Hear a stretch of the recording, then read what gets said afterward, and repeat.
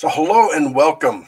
I do hope you are having a spectacular day, and we appreciate that you could join us.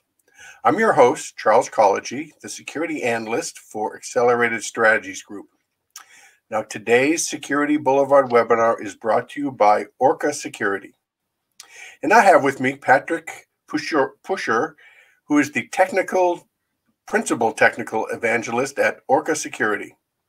And he'll be speaking on the 6 cloud security risk hiding inside your cloud estate.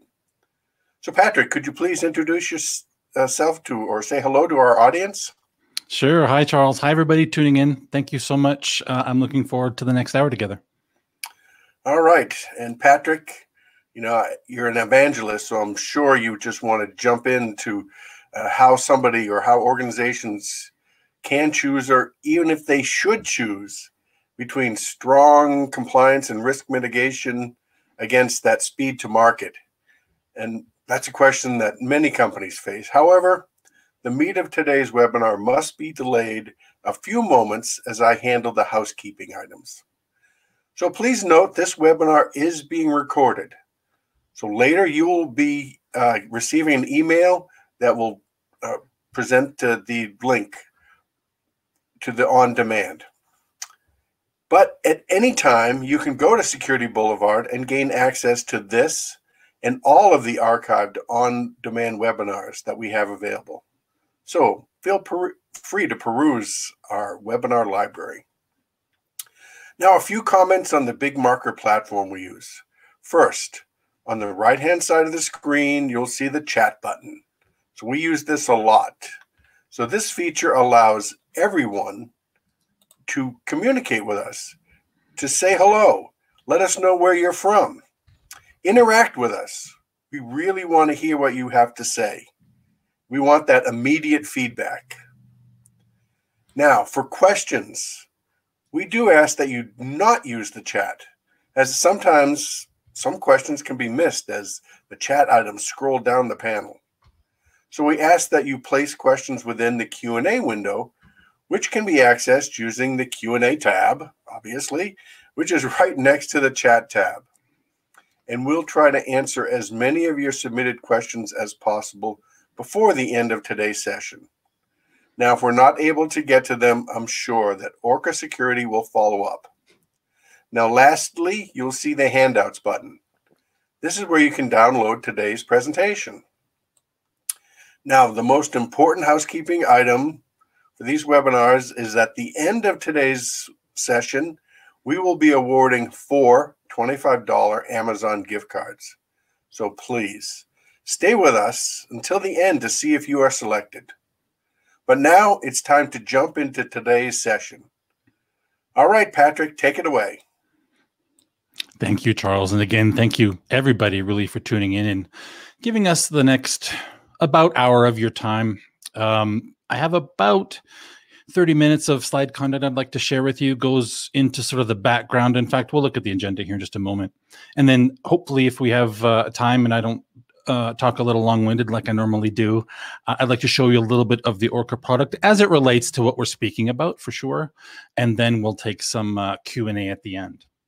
So, my role at Orca is to do things like this, kind of in a one-to-many kind of webinar format and sort of spread the Orca message. I also work with customers in sort of an inbound way, trying to best understand their biggest challenges and how obviously we can help craft Orca to meet those. And so I get a real nice mixture of inbound customer knowledge, and then I'm able to sort of turn that around and hopefully share that with you in a meaningful way. So my goal is to give you more than just the Amazon gift card reasons to stay until the end. So with that, let's get going. So first, we'll cover really quickly sort of the evolution of not only cloud, but just how we've done security sort of in the past up until now. It's not a long list. It won't take us very long. And then we'll talk really about how the cloud control plane and the data or workload plane, how considering both of those at the very same time, and in fact, even sharing observations from one to the other is really your secret weapon when prioritizing risk, right? And we'll talk about how difficult prioritizing risk is. Then we'll go into the specific six risks hiding within every cloud estate.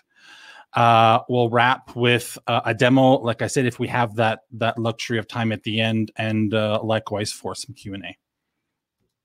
Okay, so as we think about how we sort of practice security back in the data center in our perimeter secured networks, most of us were using workload agents back then, right? Not all of us. Some of us trusted that perimeter a little bit too much, and maybe even just for sensitive workloads, we sort of thought about host-based security. But most of us, achieved that host-based visibility by installing workload agents down in those workloads, right? First on physical hosts, then in virtual machines. And the goal was to understand the risks in those workloads, right? Software that exists, the associated vulnerabilities. They look for malware or Trojans, that kind of thing.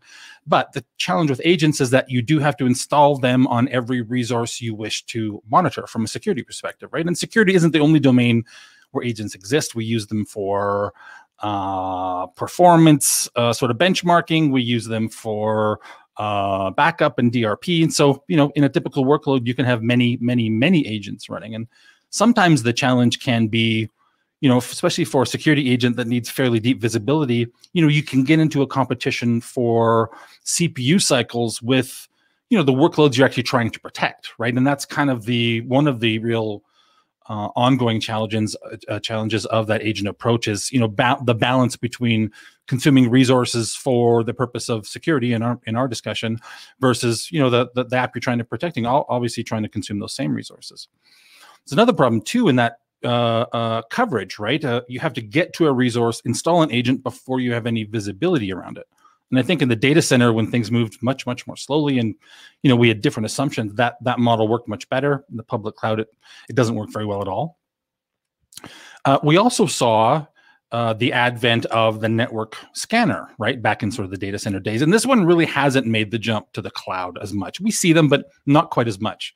These are appliances, first sort of physical, now obviously very virtual, that reside on a per network basis and that sort of scan what's on the network, much like your sort of bad actor might, right, from the outside in. So in some ways, that perspective is nice, but it's the same challenge as agents, right? You need one of these per network.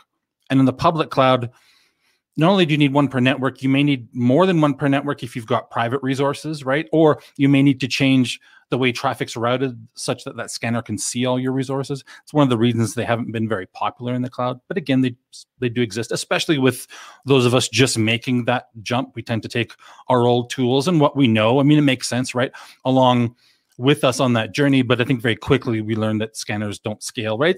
It's similar to the problem of agents, but almost even worse, right? We can ephemerally create workloads. We can ephemerally create networks for those workloads. We're not going to deploy a scanner and use it for minutes while that workload potentially is up and then is destroyed, right? They don't make that leap in terms of the assumptions we need for the public cloud, mostly being, super agile, super responsive, not using IP addresses as your whole identity, right? Because as we know in the public cloud, IP addresses come and go and they get reused for different purposes and even for different customers. So anything that makes an assumption that my identity is my IP address really doesn't work very well in the public cloud. But then we had this third category of tool that we called a CSPM. And unlike the others, this is a more modern tool, really, has only existed for the last, let's say, decade, maybe even 7 years, really, at least in popular use. And that CSPM stands for Cloud Security Posture Manager. And that is squarely, the purpose of that is squarely to measure the services I use at any of the big infrastructure as a service providers, right? Kind of Amazon, Azure, or GCP, and measure those services I use, right? I might use databases as a service. I might use some storage buckets for files that my application depends on, make sure that the security controls to do with those services remain consistent. If I am governed by an external data security standard, make sure they remain as that standard sort of prescribes them to. If I'm less interested in formal regulation, but I want to follow best practices, I can do that too and treat it very much like formal, right? So a CSPM doesn't see into the workload, but it sort of sees everything else. All of the security knobs and dials that I've got configured at my platform of choice. It just makes sure that those don't drift and they stay kind of as intended. That's the role of a CSPM. But it doesn't have a workload, a perspective on the workload. It's complementary to sort of agents and scanners in that way, if you will. So that's what a CSPM is. CWPP stands for Cloud Workload Protection Platform. We have kind of webinar tracks or education tracks that talk exclusively about those kind of terms. They are Gartner terms, but fairly widely adopted in the industry. So CSPM, again, is that cloud, let's call it the cloud control plane eyes, right? Keeping eyes on all of those services and their associated security controls all the time. Cloud Workload Protection Platform is similar, but I'm looking down in my workloads. And today, workloads is a little bit gray, right? That means virtual machines. It means containers. It means containers as a service orchestrated by engines like Kubernetes, right? That all falls under Cloud Workload Protection Platform. And then Orca on the far right. Orca was always envisioned, built from the ground up as both a CSPM and a CWPP. We are about 3 years old now, just shy of that. You'll notice that the whole industry really has done this, right? Not built a platform from the ground up like this, but every CSPM vendor has gone out and built or bought CWPP functionality. The reverse is true as well. If you're an older vendor of a workload agent kind of platform, you have gone and built or bought a CSPM-like capability. And largely it's because I think the writing has been on the wall for a long time. I think if we're talking Gartner terms, Gartner predicted this as far back as 2017, because it doesn't make a lot of sense to consider one and not the other. And maybe going even a step further, it doesn't make a lot of sense not to share information between both sides, right? What I find in a workload, and the next slide is going to illustrate this very well, but what I find in a workload, the very next questions I'm going to have about that aren't going to be answered by what's in the workload. It's going to be answered by what's around it in terms of security controls, because that's what allows, systems or user access in or out. And so I can't really answer the tough security questions with just one of these. I need both. And in fact, at Orca, we think that sharing information between these two pillars or verticals or whatever you want to call them, in fact, not really treating them like pillars or separate parts of the product at all. You'll see alerts in Orca that in one category that span both cloud configuration and observations down deep in the workload. And that's very intentional. We think they're inseparable. And so when you think about a CSPM, what does it do? It reads all of that security config largely by API calls. A cloud workload protection platform does the same similar thing, but it's done by installing agents down inside your workloads. And at Orca, we have an approach to do the very same thing as CSPM does, the very same thing as CWPP does, I would argue best in class, but still very similar without any agents, right? And it's through this process of side scanning where we kind of mount the storage to do with your workloads in this side scanner appliance that lives all within Orca. You have no obligation to install really anything to be an Orca customer, but it sort of composes your workload, scans the disks, and it does this in a from the side offline fashion. So no agent inside competing with your workload. No, it affords Orca quite a bit of extra capability, and we'll talk about that if we have time. In terms of visibility, right, from a CSPM side, you see only the cloud service risks. From the CWPP side, you see only the risks in your workloads. And we can say virtual machine risks. We could add virtual machine and container risks. That's accurate as well. But the point is, each one gives you their own perspective, right?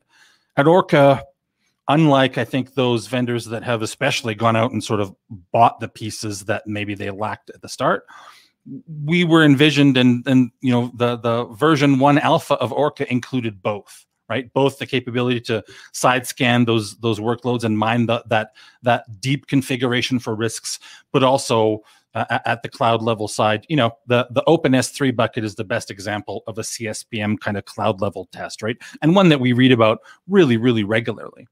So both of those were sort of aspects of Orca very early for a distinct purpose. CSPMs are really, really good at measuring that wide variety of services that attracted us to the public cloud in the first place. CWPPs are really good at runtime protection, understanding when things change, that deep kind of, geez, do I have keys on a disk, SSH keys, maybe credentials to another cloud account that allow me lateral movement. These are the kinds of sort of deep, I don't want to make it sound like CSPM is trivial. It's great at what it does, but a CWPP is down deep in the workload, looking, across every file in your virtual machine, for example. It's a different level of perspective and detail. At Orca, again, they're together. I'll show you in the very first alert category. You can access at Orca. You can see observations down in the workload and misconfigurations on the cloud side as well.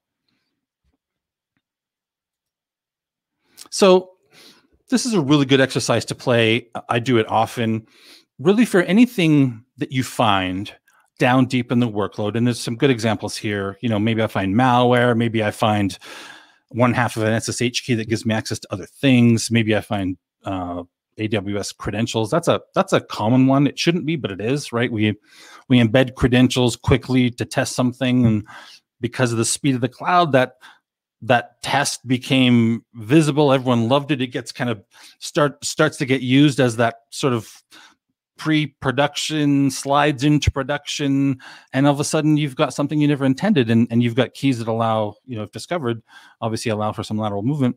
Or in this growing era of really the sensitivity we place on personal data, maybe we've got personally identifiable data, credit card numbers, social security numbers, non-corporate email addresses. Maybe we've got that kind of data where it shouldn't be. Every time I find that, right, and every time I have an alert for something like that, the very next question in a cloud environment, not in my data center, but in a cloud environment, the very next question I'm going to have is, how exposed is it, right? If I find malware, is the machine reachable, right? And that's a question that a platform that only looks inside your workloads, right, a CWPP, a cloud workload protection platform, can't answer by itself. But that CWPP observation of finding malware combined with that CSPM knowledge of all the security controls around your machine, right? And that might include security groups, how your networks are architected, the presence of gateways that allow traffic in or out, not just a dumb lookup of an IP address and is it, publicly routable or not. We're talking about a real complicated calculation of an access path, right? I want that level of detail to be confident that, okay, I found something really, really dangerous, but right now it's not in a state where it can be exploited. Maybe is the resource that it was found, is it even turned on? And that may seem kind of backwards, right? With an agent approach, you have no visibility when a machine is off. With Orca's side scanning approach, you do, because we are composing the data volumes that make up your virtual machine or your container, and we're side scanning it. Your workload doesn't have to be turned on. In fact, don't even need to know credentials to your workload, right? It's done on a storage basis, which thankfully each of the big three cloud providers have done a good job of sort of separating out and allowing Orca to take advantage of. So, there's a lot of meat on the slide, but the intention is really to say, as soon as I find something, misplaced PII in a storage bucket's a really good example, right? We don't call these breaches. Sometimes I think we should, just to draw attention to them, right? They're misconfigurations, but the results are disastrous, right? If I've got PII in a storage bucket that's used by my application and that's well governed and that I understand where it is and I've got the right data classification and everything, right? If something changes around the security controls around those and that storage bucket becomes publicly readable, that's something I really need to know about, right? So when I find that PII, I just want to make sure that, again, the security controls around it, and if they're not in a workload, maybe they're in a storage bucket. And again, that's information that a CSPM is great at conveying, but we're missing an opportunity if we don't tie these two together. So, if you do have a cloud workload protection platform now, or maybe you've brought something back, from the data center days, and you've gone and purchased a CSPM, ask yourself if they're sharing data. Right, we'll go through another example where I think it maybe even is a little bit more direct and understandable. Okay, with that, let's get into our 6 specific risks hiding inside every cloud estate. We're going to talk about alert fatigue. We're going to talk about workload coverage as a general discipline or phenomenon. I think it's often overlooked as what we have to consider in the public cloud grows and grows and grows, we tend to forget about the basics, but workload coverage is definitely one. It's not so basic in the public cloud. We have a lot more challenges. Number 3, vulnerabilities in malware. We all do this. If we're not, shame on us, right? In some way, it remains a challenge in the public cloud. We're leveraging open source software more and more with dependent libraries. This becomes a real challenge to make sure that we are updating software. We're patching regularly, both at an operating system level and an application level. So we'll talk about that.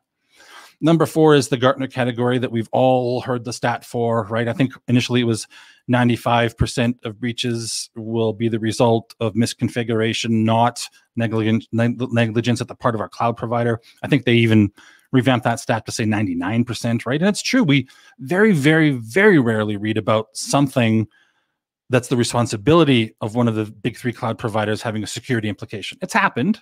I don't want to say it hasn't happened, but how often do we read about the inverse, where we haven't quite caught up to the speed of the cloud, right? And so we're terrible at bringing these assumptions along. And one of them is tool sets that do kind of regular spotty verification of security controls. We need something, as microsegmentation kind of flourishes. For example, we go from maintaining a pair or maybe a dozen firewalls when you think about redundancy in the data center days to literally in an enterprise estate, thousands, tens of thousands of these, in terms of security groups wrapped around our micro-segmentation configuration. And so this becomes a management challenge. We'll talk about that.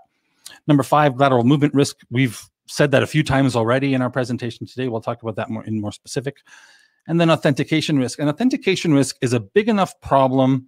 We've talked about some Gartner terms already that Gartner has wrapped kind of this new CIEM term around it. It's all about IAM rights and the entitlements to those rights, how we get those assigned. These days we assigned rights to more than just users. We assigned rights to resources in an attempt to maybe practice better security hygiene. How often have we heard from developers that they have to embed credentials, even if they have to encrypt them in a file because there's no way to sort of pass them from a workload to a service? We figured all that out, but it does, the solution includes a little bit of risk if you don't really know how it works. And so we'll talk about those authentication risks as well.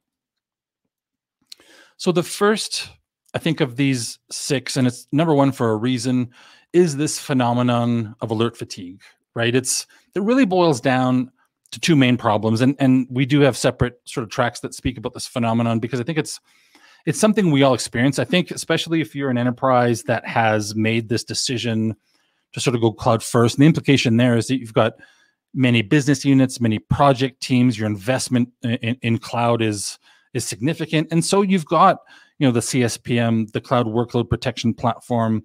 You've got other security kind of tools and disciplines as well, right? And each of these has an alert stack. You're probably piping these all into your SIEM strategy of choice. You've likely got a security operations center with, a dashboard of health indicators, all in the attempt to really understand what's important as it comes in, what can wait. We know that security administrators are absolutely flooded, right?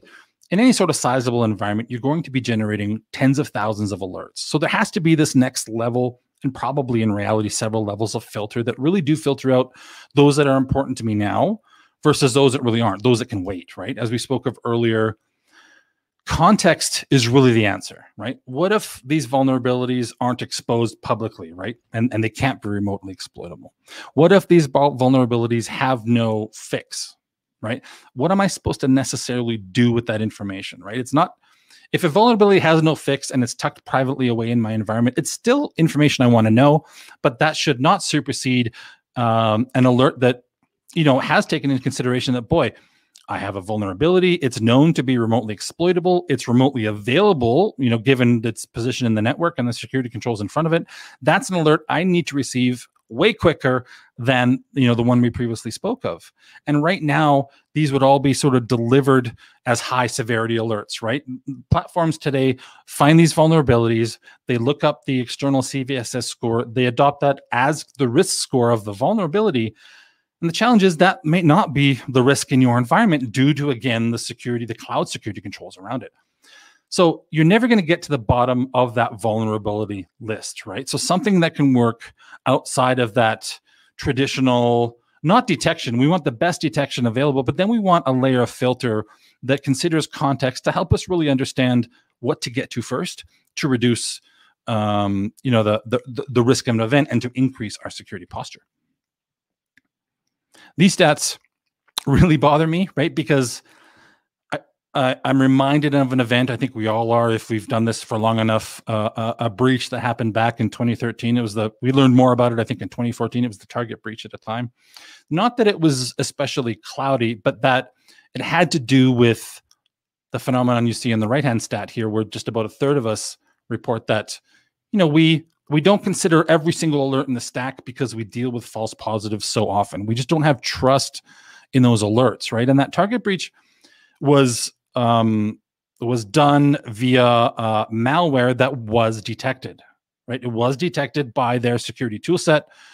Their security operations staff saw it, but it wasn't trusted. It was among many other alerts that they felt weren't true, and so that's pretty natural human phenomenon to sort of group those together. And I think that's one of the key dangers of alert fatigue, right? Just about half of us said that the alerts that they do receive lacked enough intelligence to really, be able to sort of investigate and for sure to remediate. And when you think about it, this is this is probably half of the reason that we have SOAR platforms to begin with, right? Security orchestration and response platforms. A large part of what they do is that they, you connect all of your security SaaS tools or really any tool. You consume those alerts in your SOAR platform, and then you have connectors to add context to them, right? If it's an alert to do with an AWS resource, for example, you probably have a connector that you can easily kind of gather information from the AWS API or a console. That's all to do to the fact that these alerts, one, don't have enough context considered in how they're even raised, but two, then don't have enough actionable information kind of in them, or the platform where they're detected doesn't have enough capability to sort of dig deep. And I'm reminded of an example where an Orca customer had detected malware fairly early. This malware was relatively not understood at the time, but Orca does have the ability to detect malware and sort of chase malware that changes itself, right? We call that sort of polymorphic malware, if it re-encrypts itself every time it's run, for example. Because we don't have to worry about competition with the CPU of that workload, we can throw a lot of CPU cycles at the side scanning process, which detects this. And it's important, and it's quite shocking to me to be honest, that just about half of us say that when we get an alert, it doesn't have enough information that we need. In this case, when that malware was detected, that customer used another part of the Orca platform where, part of that CWPP or agent-like functionality, remember no agents with Orca, is a CPU kind of meter. And that customer noticed that ever since that alert was raised for malware, their CPU was used considerably and consistently more, right? And so it's not just about having enough information in the alert. That's obviously key. But then does the platform that detects them have enough ancillary capability to help you sort of figure out the puzzle, right? Another real key platform capability is, can I harvest those local security logs from a workload into my cloud platform so that I can do some correlation, right? Can I bring those into the platform without me having to find the resource, find a way to log in, hunt for the log, just surface it to me. If you know the workload well already, bring those logs into that, security platform or however you're doing it so that everything's there in one spot. Right. I think that's what we're aiming for as an industry. I think we're still doing a very poor job. And, SOAR platforms are also really, really key for remediation.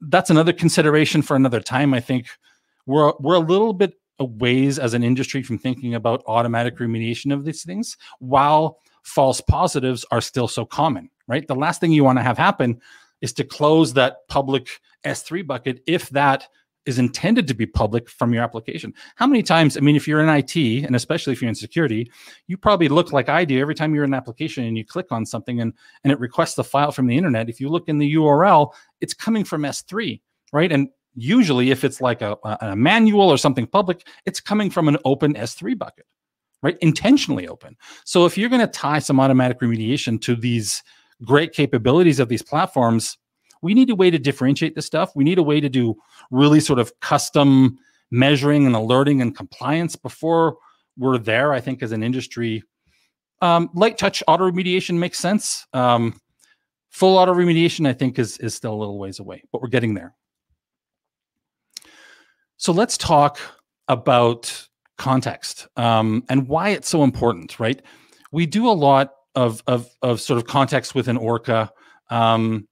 I think part of the reason it works so well is that in the GUI, but even in the data model of Orca, you don't simply get a listing of sort of deviances, right? That's a lot of either CSPMs or CWPPs will generate you a report with a line-by-line listing of sort of what's wrong.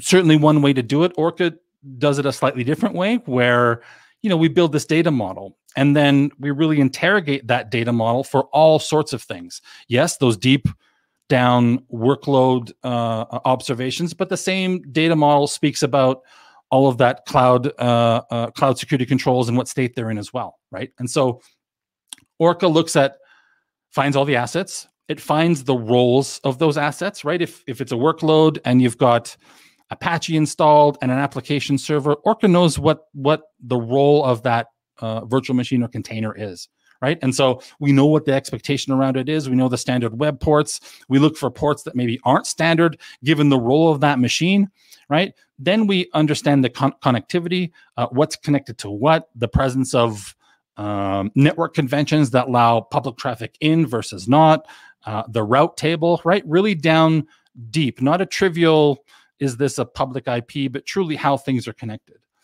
And then we'll start to discover the vulnerabilities, right? So it's this sort of data model approach that gives Orca truly the advantage. And let's take an example. I think this underscores it really better than anything. And then we'll quickly get into our demo portion.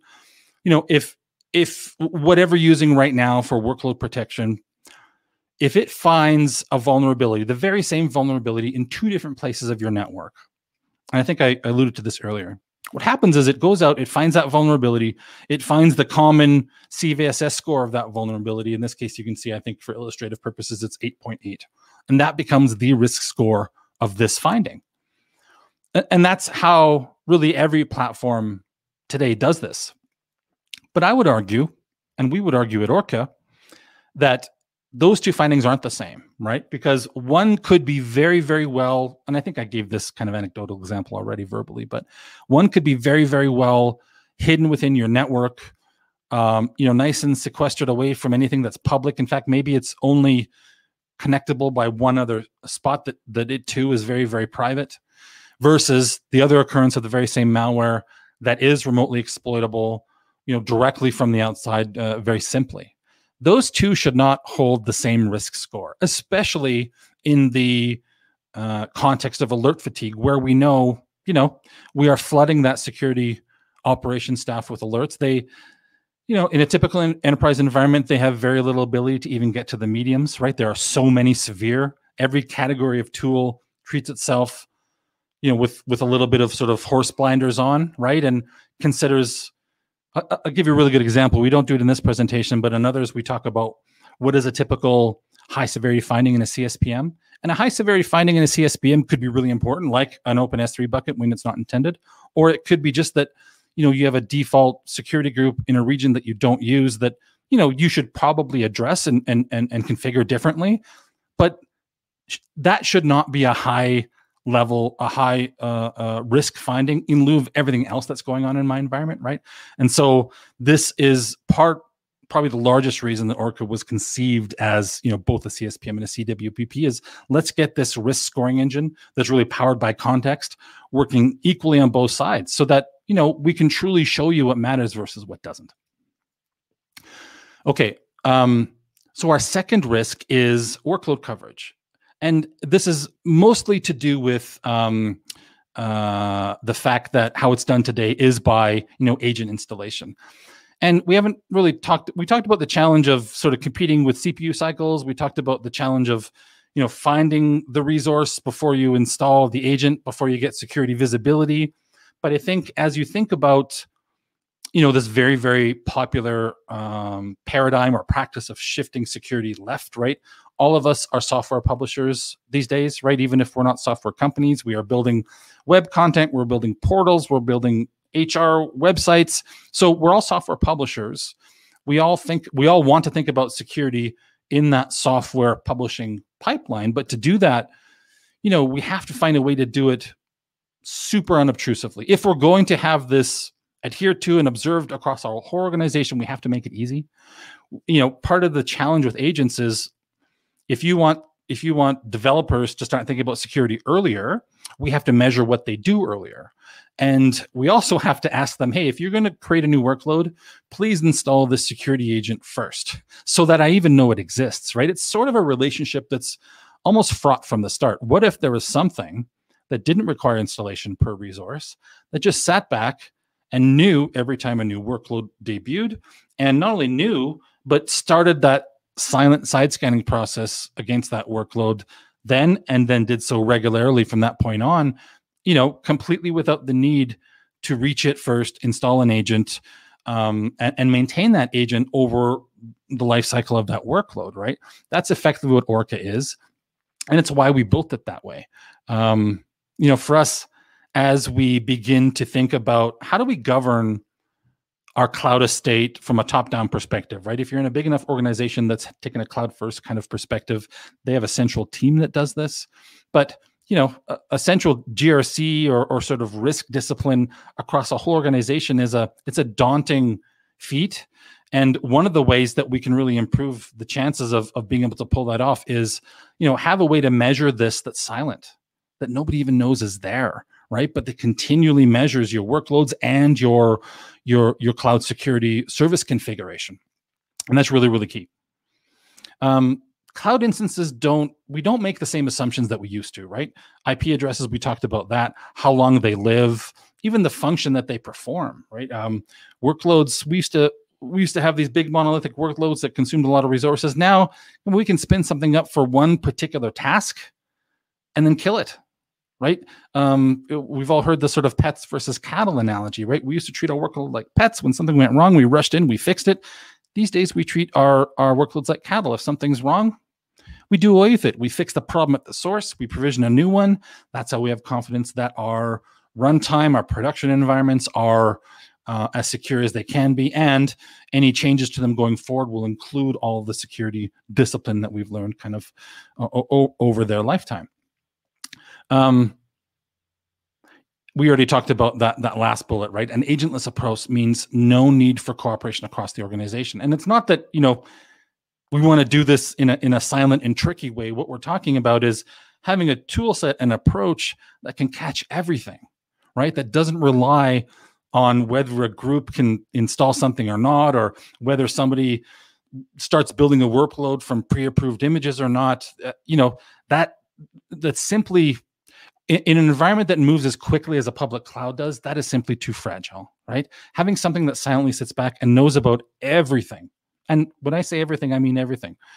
Maybe someone spins up a new AWS account, right, as part of your organization, but doesn't install Orca to it, right?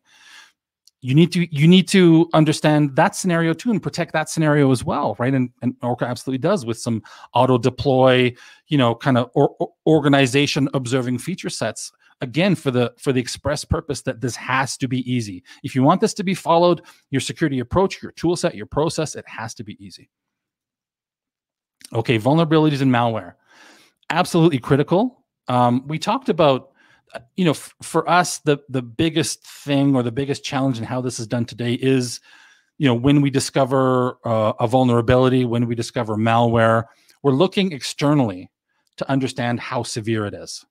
And absolutely, there's a lot of value in that score, a lot of research, a lot of consideration in that external score of a software vulnerability, for example, is important.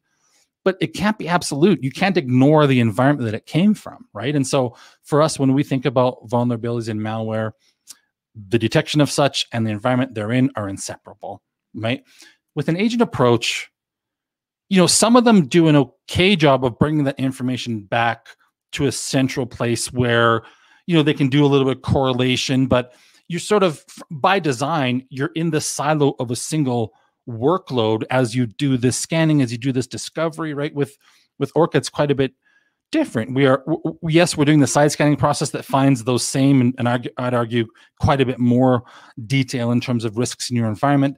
But then we're throwing it all in that data model, and from that point on, we can ask really tough questions of that. And we're talking a lot about security, but there's certainly a whole compliance side and argument to this as well. Going a bit long, I'm going to move quickly through the rest of these. Misconfigurations, I think we've heard a lot about this. I won't spend a lot of time. It is that category that Gartner has really popularized with this stat, and I think there's even an updated version. But it is because, we have a lot of cooks in the kitchen, so to speak. We do not have discrete services anymore, right? I don't log into my hypervisor in the data center, my storage filer, and my routing core, right? I don't have 3 separate credentials for those 3 really important discrete systems in my network. I have 1 set of credentials. And once I log in with those very, very powerful credentials, I can do anything across all of those and more, right? Whatever I consume from a public cloud perspective. And so it's easier than ever, and especially if you're an enterprise org with growing use cases and growing number of people administering this environment, it's really, really easy to make small changes that have massive implications. And so, make sure you have something. If you are single cloud and you're just getting there, you have a handful of resources and a handful of accounts, you can use native tools. We found the Orca customer that comes to Orca at about the 50 to 100 workload, and I know that's vaguely defined on purpose level. That's about where they feel like they're losing control of not necessarily the workloads, but all the security controls around them. They are many, right? And in a very small kind of lab environment, I installed competitive products to get an idea what it looks like. And many of them tell me I have 6,000 resources in my 7 machine lab environment because they're inventorying every single network, every single route table, every single permission, even if it's built into these cloud platforms, right? They bring them back for me. I would argue there's a limit in the usefulness of all that. And we'll talk about that in a moment. Lateral movement, an adjacent movement risk. We have to make sure we don't make this easier than it is for those with malicious intent, right? In a workload, the last thing we want to find are features, credentials, keys that allow us, or even information, right? How about a command that I issue at the Linux prompt that's got a password in it, right? If the next person that logs into that workload with stolen credentials is malicious, all they have to do is look at my shell history and find that password. I mean, it's a real honest and probably something that most security administrators do every single day, with the assumption that the next user is not going to be malicious. But if they are, that's a problem too. So having something that detects if there is sloppy credentials, sloppy passwords in some sort of saved history, that's really, really important as well. So make sure we have something that measures this. And then lastly, authentication risk. And then we'll get to some quick demo time. And then I promise we'll have a little bit of time for Q&A as well. Authentication risk is a growing category, right? We think about this in a traditional way from a workload perspective, making sure people can't log in with the authority to make changes, especially. Very seldom, though, did we publish the remote administrative interfaces of these services in our data center to the internet, right? You had to log into the proprietary local network to be able to administer anything serious. Well, that's not a luxury we have at the public cloud. The bad guys have the very same login potential as the good guys. The only difference are credentials.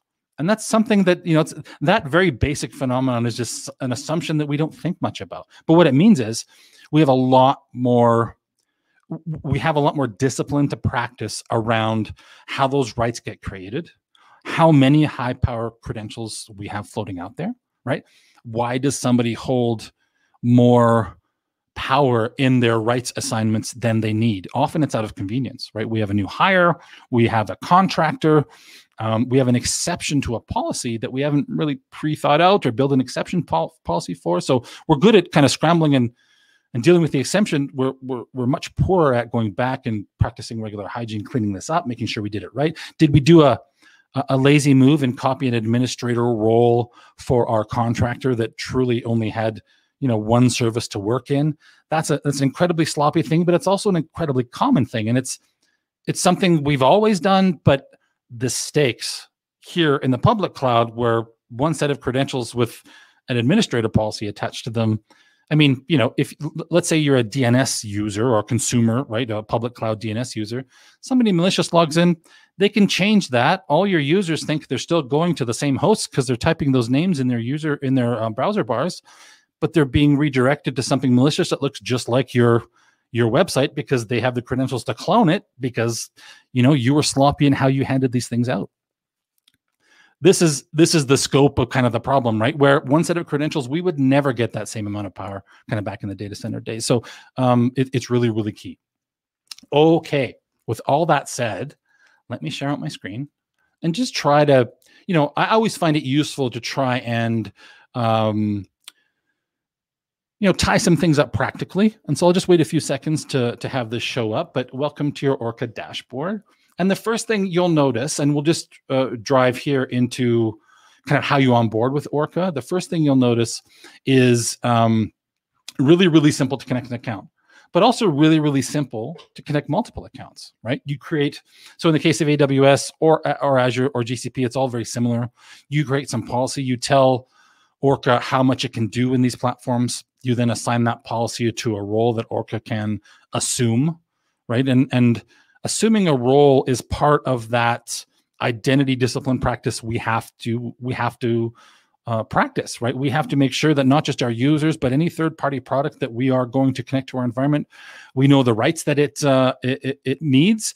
We are confident that it's read-only, that it can't make changes in our environment, right? That's the discipline we have to practice, and all of that is available here. It's very much an on-rails process. It takes, if you've done it once, it takes about 90 seconds to do. If you haven't, it's probably a 5-minute process. But from that point on, Orca understands everything that you debut in this account, or if you use the multiple account option, in any child account you build off of your, in AWS example, off of your organizational structure, right? So not just now, but if you add accounts in the future, Orca automatically deploys to them.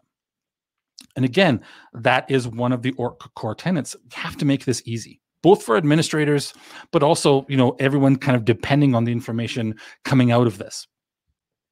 So really easy. If you're comparing this to a CSPM kind of installation process, it's similar. I would argue it's still the quickest I've seen. It's all kind of template driven. If you're logged into the Cloud Console at the time you launch this process, it's completely on Rails and guided. But if you're coming at this from a workload protection platform, this is super different, right? This is not installing an agent on each workload. This is a one-time deployment process, set it and forget it, which is ultimately what you want, right? We don't want a workload to slip through our visibility, right? If I don't get that agent on it, I have no idea that it even exists, right? And orphaned workloads or forgotten about workloads are a little bit like forgotten about children, right? They find ways to get in trouble. Once you're connected, right, the first thing you'll notice is the dashboard where you find the top 5 risks in each category. Really, as you begin to leverage Orca more and more, you'll spend a lot of time in this alerts interface. And all we have to do is filter to the very first category. You heard me talk about lateral movement as one of the distinct kind of risks hiding within all of our estates. But what I want to show you is, just on the first example, you will find a real combination of deep workload discovery, right? And here you'll find this is an AWS alert where we found an insecure SSH private key. And if I take a look at what that means, this is an observation deep within a workload whereby we found a key that provides access to other systems, right? We get a small idea of kind of the attack vector to get there. But then if I look at this alert, right, I can see that I've got a key and that a key applies to different resources kind of in my environment. So that is a workload discovery down deep in this case, it looks like it is a S3 bucket, right? Not a workload at all, but down in an S3 bucket. Here's another one I found in a virtual machine.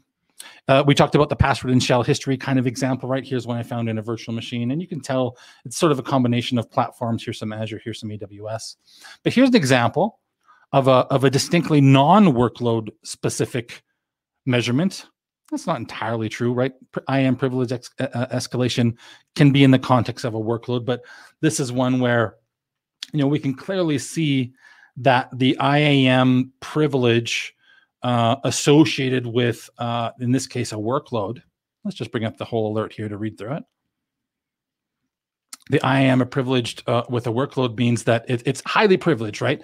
And what happens with workloads is, and this is, I alluded to this earlier, we can assign workloads like we can assign users privilege.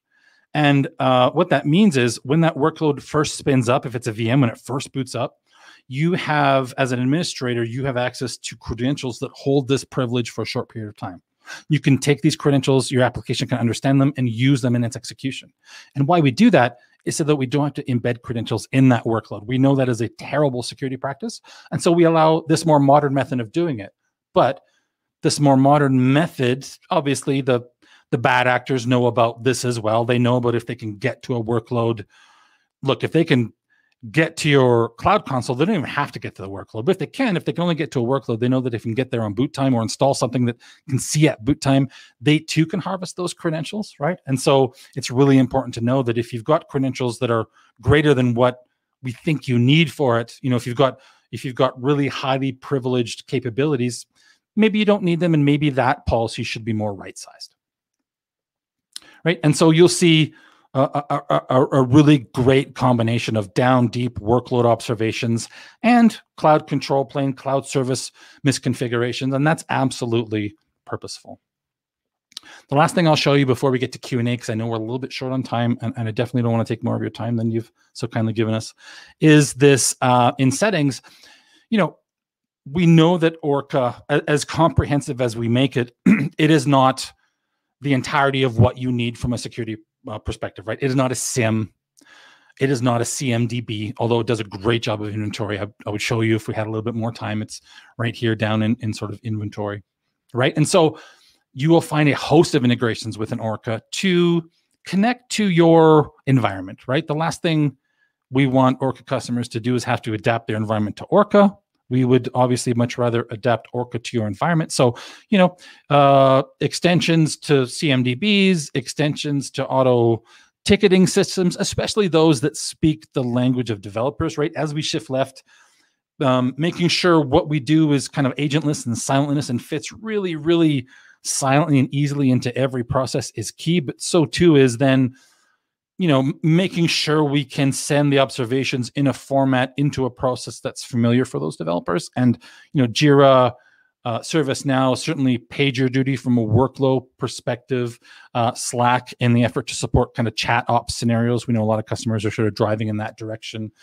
General webhooks as well. SIMs, this library grows and grows because, again, we understand that one size definitely doesn't fit all, and it's about kind of fitting into your workflow. A super crash course in Orca, but that should leave us a little bit of time for questions.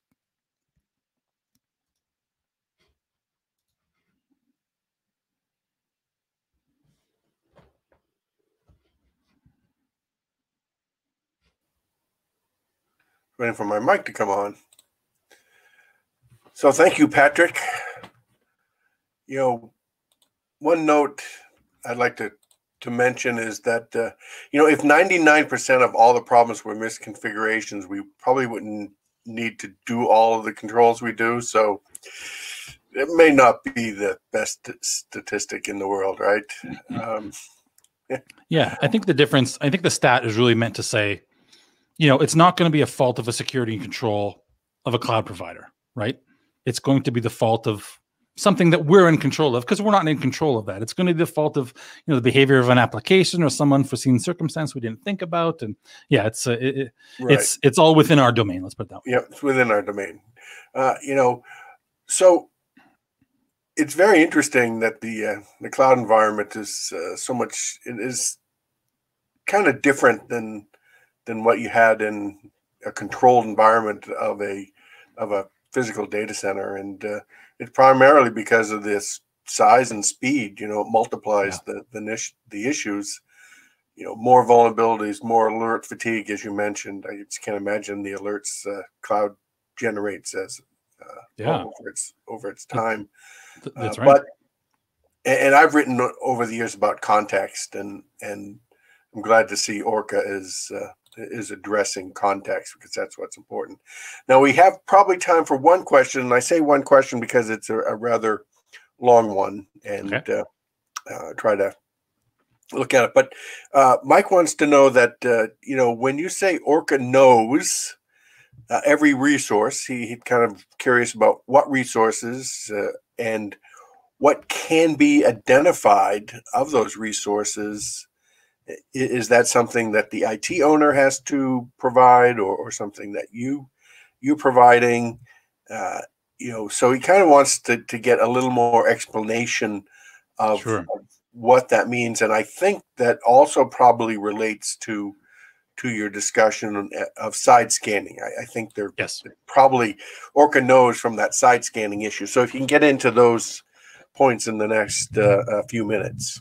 Sounds good, and you're right. It's a wide enough one that's probably the only one we'll get to. Yeah. So I think in the context of let's consider these two pillars again: the CSPM, kind of let's measure all the services we use the cloud, and CWPP, let's measure the workloads. It's really down kind of in the CWPP side where the bulk of the innovations happened, right? Because if we needed an agent in it, it meant we could only really measure VMs.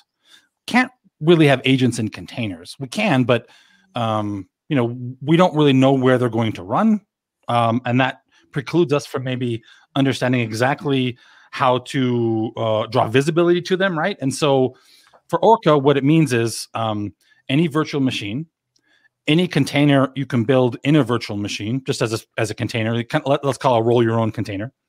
Any container that you build that's orchestrated by a proprietary platform like ECS at Amazon, right? It's Kubernetes-like, but it's their own proprietary orchestration engine. And any container you can run in a managed way. So that's Kubernetes on AWS, GCP, or Azure. It's kind of the common denominator, right? It's long speak for any kind of workload that you can run on any of the three big platforms Orca will support, very purposefully. That side scanning process, as you saw in one of the alerts, unintentionally, but I'm glad it came up, also covers storage buckets. And not just S3 buckets, but their equivalents across Azure and GCP as well. So side scanning covers those. The rest of the product covers all of the services, right? So the side scanning applies to the deep discovery of risks in the data of workloads, but Orca at the same time is doing exactly what other CSPMs do, asking questions of the cloud providers like, show me all of your S3 buckets, show me the security controls around them, show me all of your databases as a service, show me the security controls around them. Do they adhere to, either from a compliance perspective, whatever standard I choose, or just are they exposed? Is my remote database from the port calculations, from all the rights I assign to it, are these exposed? Those kind of measurements are also done. So it's sort of side scanning and then your more traditional CSPM kind of test. They all combine into, support for, I think at last check, we support about 90 cloud services. All right, so that's all the time we have. And for you, those who did submit questions, Orca Security will probably be getting in touch with you to help you answer those in the future. So now it's time to announce the attendees who were selected for the $25 Amazon gift cards. They are William V., Tony K., Dina W., and Jack M. So you'll receive an email to the email address you registered for this webinar. And if you're like me, you probably have like 7 email addresses, so you got to check them all. And that email will explain how you can receive your gift. And please also check your spam folder if you do not receive it soon. I want to again thank Patrick Pushor, Orca Security, and you, our audience, for taking an hour out of your day to spend it with us. Goodbye, and may the fickle finger of fate be kind to you.